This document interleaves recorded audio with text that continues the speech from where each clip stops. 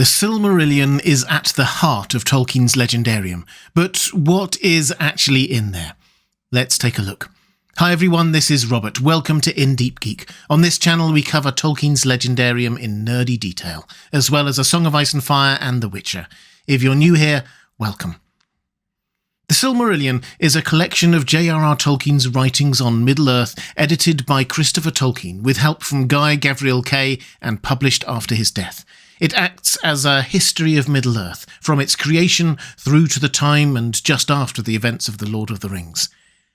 It had been something Tolkien had wanted to publish during his lifetime, trying and failing to persuade his publishers to release it alongside The Lord of the Rings. But as he never finished a final version of it, and carried on amending and revising his creation right up to his death, Christopher Tolkien was left with an unenviable task in pulling it all together. While it is undeniably J.R.R. Tolkien's work, Christopher had to make a number of significant decisions about which version of his father's work to include, and in some cases even had to finish off some stories within it.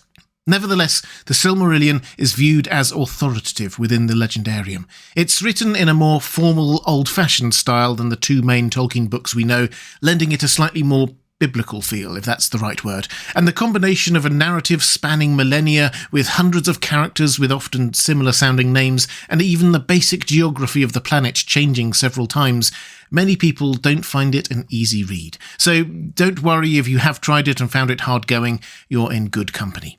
Okay, preamble out of the way, what is in the book?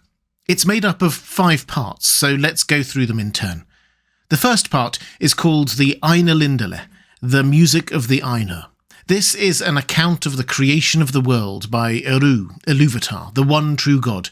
He first made the Ainur, powerful spiritual beings who he taught to sing, and led them in a great song that through Eru's flame imperishable they could see. This was beautiful, but got disrupted by Melkor, who was later known as Morgoth, who sang discordant notes, even when Eru stopped and started the singing again a couple of times. Morgoth becomes the great enemy throughout the Silmarillion. He is hugely powerful, but jealous of Eru's ability to create things ex nihilo, and therefore wants to disrupt it. Anyway, Eru then showed the Ainur what it was that they were singing, basically the history of the world. He then created it, and many of the Ainur went down into this newly formed world. They became known as the Valar and Maiar. More about that in a moment, and were commissioned by Eru to form and prepare the world for the later coming of the children of Ilúvatar. That's elves and humans. Of course, Morgoth also descended into the world to oppose this, and there were a couple of massive wars, but eventually the world was set ready for the arrival of the elves, while an uneasy peace held between the Valar and Morgoth. The second part of the book is the Valaquenta, account of the Valar and Maiar, according to the law of the Eldar. In this section, we pause the run through history and instead take a moment to explain who these powerful spiritual beings are that are now in charge of Arda, that's the world. I'll cover this in more depth in another video, but basically there are the 14 Valar, the most powerful of the beings, each of which has a special interest and powers in a particular area. For example, Ulmo is the Lord of Waters and King of the Sea. Yavanna is Queen of Earth, responsible for all things that grow. Their leader, and King of the Valar, is Manwë. It's worth noting that although these Valar have godlike powers and were there when Eru showed them the vision of the history of the world, they are neither omnipotent nor omniscient. They can see parts of the plan for the future in a hazy way, but not all of it. And although they are on the side of Eru and goodness and light, they are also not perfect. If you imagine a more rarefied version of the Norse or Greek pantheon of gods, you're not far off. Less powerful, but still immortal spiritual beings are the Maiar. They support and assist the Valar in their duties. We don't know the names of all of them, but we do meet some of them in The Lord of the Rings. Gandalf, Saruman, and Sauron, for example. Which brings us to the enemies.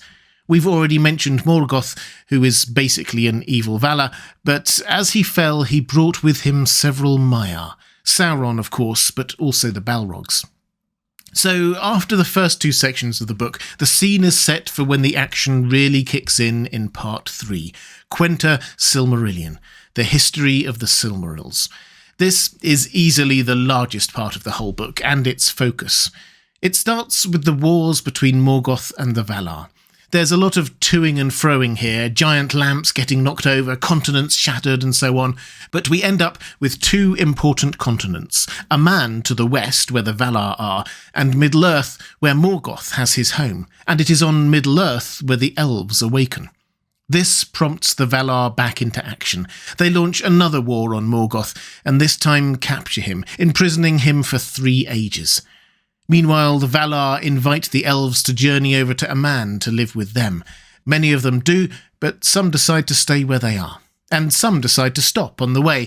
It's the start of many divisions between different types of elves. Anyway, many of the elves are now over in Aman and living in some kind of harmony, with light now being provided by 2 holy trees. All is well until Morgoth's imprisonment comes to an end. For a time he pretends to be a reformed character, but his covetous eyes fall on the 3 Silmarils. The Silmarils are important for this part of the story, hence the book being called the Silmarillion. They are jewels crafted by an elf named Feanor that capture the holy light of those 2 trees of Valinor. Morgoth steals the jewels, and while he's at it, destroys the 2 trees of Valinor with the help of Ungoliant, a horrific spider-like light-eating monster. Morgoth makes his way back to his fortress in northern Middle-earth, leaving Valinor in darkness.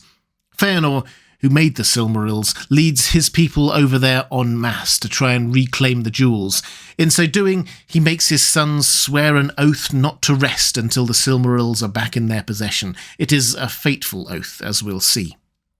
Feanor himself doesn't get the Silmarils back. He rather rashly rushes ahead of his army and gets ambushed by some Balrogs. Ouch. But his sons and their people, the Noldor elves, have also arrived in Middle-earth and find that the elves they left behind there have now established kingdoms and civilizations, and not long after that they discover that the second-born children of Ilúvatar, humans, have awakened and are spreading to the west. This is now what we know of as the First Age of Middle-earth. For a few hundred years there was a sort of loose siege of Morgoth's fortress while he was, unknown to the outside world, building up his armies with new and horrific creations. This is when he first made dragons, for example. But finally Morgoth broke out, and region by region, stronghold by stronghold, the elves and humans fell before him. Indeed, many of the humans were corrupted onto his side. Eventually, Eärendil the sailor sailed for Aman to beg the intervention of the Valar. Against all hope, the Valar responded, coming in force to defeat Morgoth once more. That part of Middle-earth was sunk beneath the sea in the destruction, Morgoth captured and flung into the void, though some of his lieutenants, like Sauron, escaped. We can't talk about the First Age, though, without mentioning the 3 great tales Tolkien wove in there. Beren and Luthien is the epic love story of a man, Beren, and an elf Luthien who fell in love but were barred from marrying by Luthien's father unless Beren could recover one of the Silmarils, which by this point were set into Morgoth's Iron Crown. Many adventures and much heroism followed before they managed it, though tragedy was to follow, as first some dwarves lusted after the Silmaril and committed atrocities to get it, then Feanor's sons, who had sworn that oath, remember, committed more atrocities in trying to get it themselves. The Children of Húrin is another tragedy, telling the story of Turin Turambar and his sister Nienor, whose cursed fates entwine. It is perhaps Tolkien's bleakest work. Then the Fall of Gondolin tells the tale of the fall of the last great secret stronghold to Morgoth's forces. In case you are wondering about the fate of the Silmarils themselves, whose theft had led to all these events, the one Beren and Luthien took ended up with their descendant Eärendil, who himself ended up in the night sky, a light offering hope to all. The other 2 were eventually claimed by Feanor's sons, though not for long.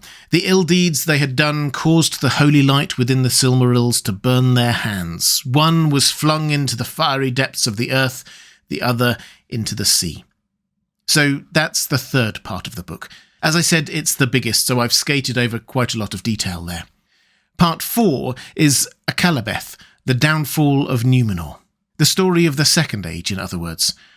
After the tumultuous end to the First Age, the world was reshaped again, and a new island continent given to the descendants of the humans who fought against Morgoth.